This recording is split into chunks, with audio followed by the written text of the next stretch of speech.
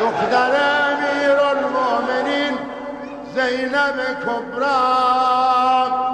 خیلی مصیبت دیده بود.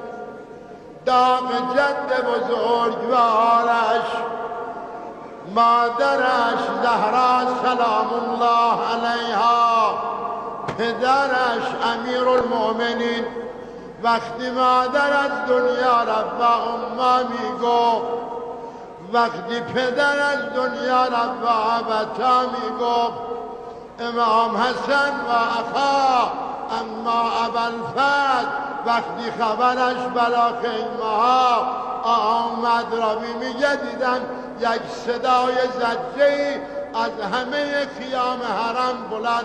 یه وقت دیدن دختر امیرالمؤمنین از خیمه ها زد بیرون، یا الله پرده خیمه ابوالفضل رو افکن، این دست‌ها روی سر هی صدا میزنه وازی عطا امان از اسیری.